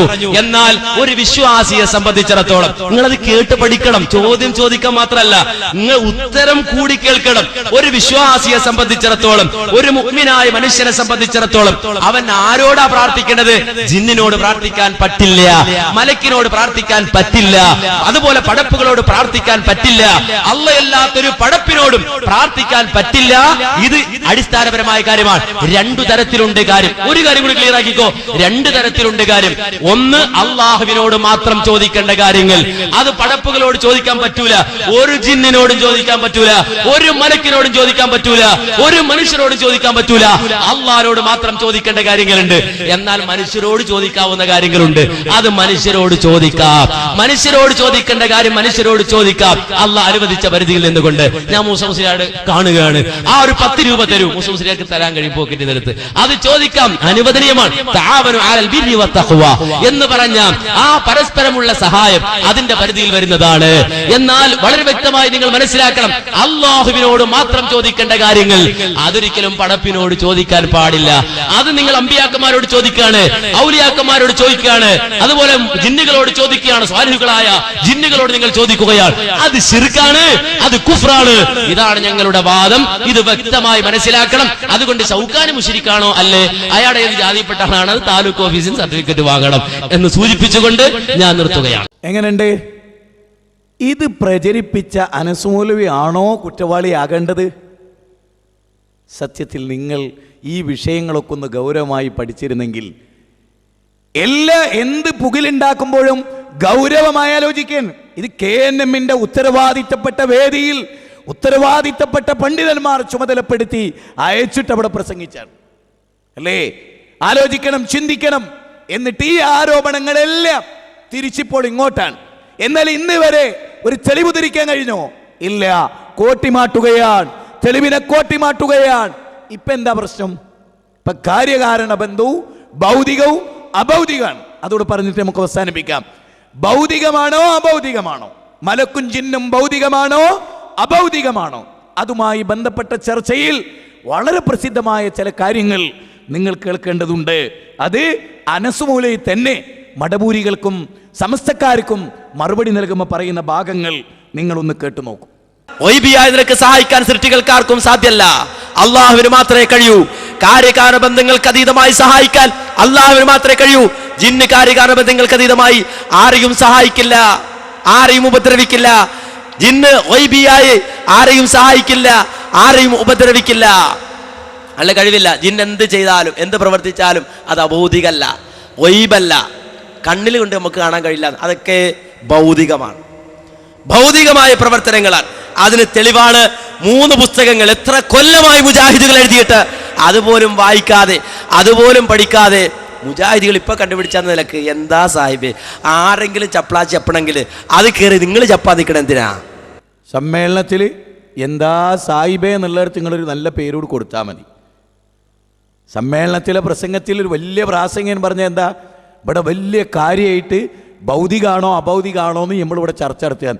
എന്താ സാഹിബേ, എത്ര കൊല്ലം മുമ്പ് മുജാഹിദുകൾ എഴുതിയ കിതാബ, അതൊന്നും വായിക്കാണ്ട് കയറി അങ്ങ് ചാടി പ്രസംഗിച്ചൂടുക എന്ന് ഈ ചോദ്യങ്ങൾ അങ്ങോട്ട് മാറ്റി ചോദിക്കുക.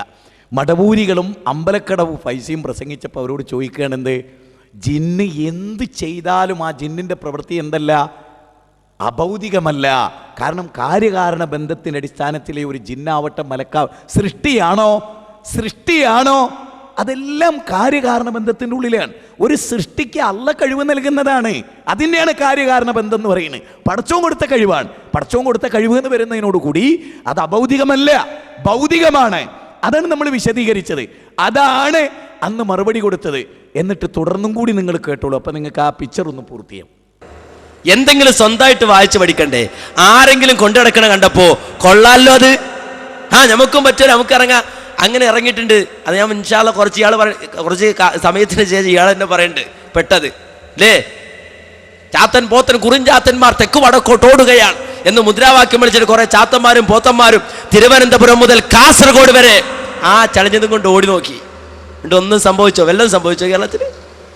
വല്ലതും സംഭവിച്ചോ? കുറെ ചാത്തന്മാർ റോഡിലൂടെ ഓടി എന്നല്ലാതെ. അതുകൊണ്ട് ആരെങ്കിലും തുപ്പിയത് അത് വാരി അണ്ണാക്കിലിടാൻ ശ്രമിക്കരുതേ പൈസി എന്നാണ് ഈ സമയത്ത് വളരെ സ്നേഹത്തോടെ ഉപദേശിക്കാനുള്ളത്. അല്ലേ? കുറെ ഓടിയതല്ലേ ഇതൊക്കെ? ഇവിടെ ഇതൊന്നും പുതിയല്ലോ, പുതിയതായിട്ട് അവതരിച്ച പുതിയ ചിഹ്നമൊന്നും അല്ലല്ലോ. നേരെ മറിച്ച് പുതിയതല്ല, പഴയതാ. ഇതിനൊക്കെ കൃത്യമായി വ്യക്തമായി മുജാഹിദ് പ്രസ്ഥാനം മറുപടി പറഞ്ഞു കൊടുത്തിട്ടുണ്ട്. ചോദനകളെ കണ്ടോ? ഇപ്പം ആരാ ചാത്തൻ പോത്തൻ കാസർഗോഡ് മുതൽ കോഴിക്കോട് പിന്നെ അങ്ങ് തിരുവനന്തപുരം വരെ ഓടുന്നത്? ആരാ? ഈ വിഷയത്തിൽ നമ്മുടെ നിലപാടുകൾ വളരെ കൃത്യമായിരുന്നു, വളരെ വ്യക്തമായിരുന്നു. ഇപ്പം നോക്കേ, വിചിന്തനം അക്കാലഘട്ടത്തിൽ മടവൂർ വിഭാഗത്തിനും അതോടൊപ്പം സമസ്തക്കാർക്കും നൽകിയൊരു മറുപടി വിചിന്തനത്തിൽ നിന്ന് വായിച്ച് കേൾപ്പിക്കാൻ ഞാൻ നിങ്ങളെ. നമ്മൾ വായിക്കുന്ന നമ്മുടെ വിചിന്തനത്തിലെ നിങ്ങൾ കേട്ടോളൂ. ഈ ലോകത്ത് എല്ലാ കാര്യങ്ങളും അള്ളാഹു വ്യവസ്ഥപ്പെടുത്തിയിട്ടുള്ളത് കാര്യകാരണ ബന്ധങ്ങളുടെ അടിസ്ഥാനത്തിലാണ്. ആ വ്യവസ്ഥിതിക്ക് അതീതമായ കഴിവുകൾ അള്ളാഹുവിന് മാത്രം പ്രത്യേകതയാണ്. മലക്കുകളുടെയും ജിന്നുകളുടെയും കഴിവുകളുടെയും പ്രവർത്തനങ്ങളുടെയും കാരണം നമുക്ക് പിടികിട്ടുന്നില്ലെങ്കിലും അതെല്ലാം അവർക്ക് അല്ലാഹു നിശ്ചയിച്ച വ്യവസ്ഥയനുസരിച്ചാണ്. അതുകൊണ്ട് തന്നെ അതിനെക്കുറിച്ച് അഭൗതികമെന്നോ കാര്യകാരണമെന്നങ്ങൾക്ക് അതീതമെന്നോ ബുദ്ധിയും വകതിരിവുമുള്ളവർ പറയുകയില്ല. ഇപ്പം ആർക്കാ ബുദ്ധിയും വകതിരിവും ഇല്ലാണ്ടായത്? ജിന്നും മലക്കും ഇതെന്താ സംഭവിച്ചെന്നറിയൂ? ഇത് കണ്ടോ നിങ്ങൾ? ഞാൻ പറഞ്ഞല്ലോ, ഒരു ബുക്ക് നിങ്ങൾക്ക് പരിചയപ്പെടുത്തും. സലാം സുല്ലം എഴുതി ഈ പുസ്തകം അതുപോലെ പകർത്തി മടബൂരിസത്തിലേക്ക് നമ്മുടെ ലീഡർമാർ യാത്ര തിരിച്ചപ്പോൾ ഉണ്ടായതാണ്. ഇത് സലാം സുല്ലമിൻ്റെ ഫോട്ടോ വെച്ചുകൊണ്ട് തൗഹീദ് നവയാഥാസ്ഥികരുടെ വ്യതിയാനവും എന്ന് പറഞ്ഞ് സലാം സുല്ലം എഴുതിയ ബുക്കിൻ്റെ തുടക്കം തന്നെ ഒന്ന് കേട്ടോളൂ കേട്ടോ. നിങ്ങൾ ശ്രദ്ധിച്ച് കേട്ടോളി. വമ്പിച്ച വിവരക്കേടും അബദ്ധവും സലാം സുല്ലമിക്ക് സംഭവിച്ചിട്ടുണ്ട്. അത് മടവൂർ വിഭാഗത്തിന് സംഭവിച്ചിട്ടുണ്ട്.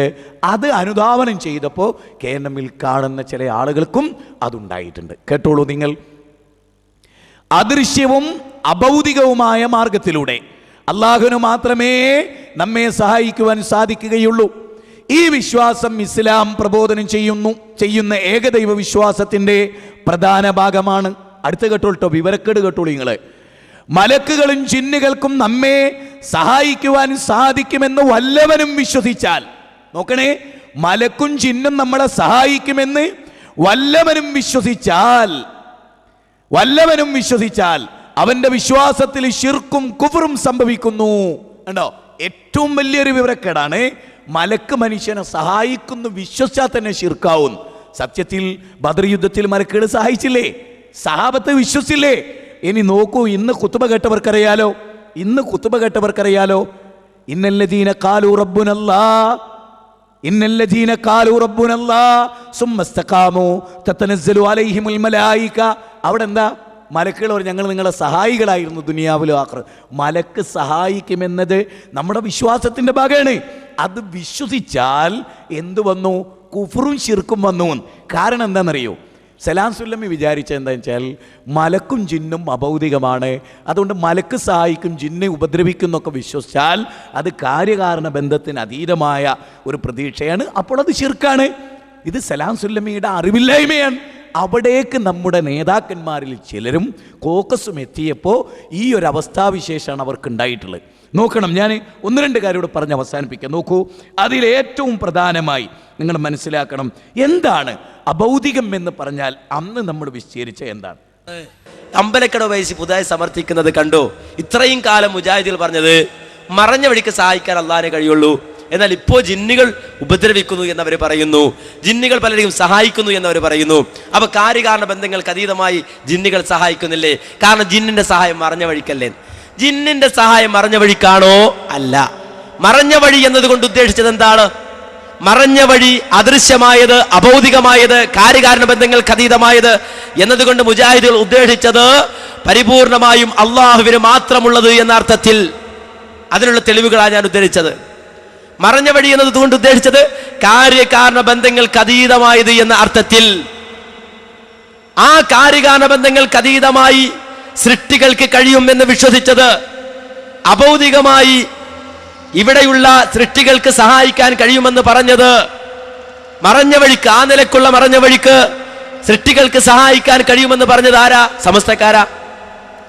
അഭൗതികമായ സഹായമാണ് അള്ളാഹു ചെയ്യുന്നത്, അഭൗതികമായ സഹായം അള്ളാഹു അല്ലാത്തവർ ചെയ്യുകയില്ല എന്ന് ഖുർആനിലില്ല. അങ്ങനെ ഖുർആനിൽ ഒരായത്തൊന്നും തെളിയിക്കാൻ കഴിയൂല.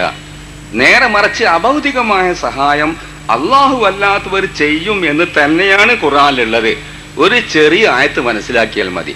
വൽ മലായികത്തു ബഅദ ദാലിക ദഹീർ. അള്ളാഹുവിന്റെ സഹായത്തിന് പുറമെ മലക്കുകളും സഹായിക്കുമെന്ന് ഖുർആൻ വ്യക്തമായി പറഞ്ഞിട്ടുണ്ട്. മലക്കുകളുടെ സഹായം ഭൗതികമല്ല, അഭൗതികമാണ്. സാധാരണമല്ല, അസാധാരണമാണ്. കാര്യകാരണ ബന്ധങ്ങൾക്ക് അതീതമാണ്. ചുരുക്കത്തിൽ അഭൗതികമായ സഹായം അത് അള്ളാഹു മാത്രമേ ചെയ്യുകയുള്ളൂ, മറ്റ് അമ്പിയാക്കളോ മലക്കുകളോ ചെയ്യുകയില്ലെന്ന് ഖുർആനിൽ ഇല്ല. ഉണ്ടെന്ന് പറയുന്നത് ശുദ്ധ കളവാണ്. ആർക്കും തെളിയിക്കാനും സാധ്യമല്ല. ആ കാര്യകാരണ ബന്ധങ്ങൾക്ക് അതീതമായി സൃഷ്ടികൾക്ക് കഴിയുമെന്ന് വിശ്വസിച്ചത് അഭൗതികമായി ഇവിടെയുള്ള സൃഷ്ടികൾക്ക് സഹായിക്കാൻ കഴിയുമെന്ന് പറഞ്ഞത് മറഞ്ഞ വഴിക്ക്, ആ നിലക്കുള്ള മറഞ്ഞ വഴിക്ക് സൃഷ്ടികൾക്ക് സഹായിക്കാൻ കഴിയുമെന്ന് പറഞ്ഞത് ആരാ? സമസ്തക്കാരാ.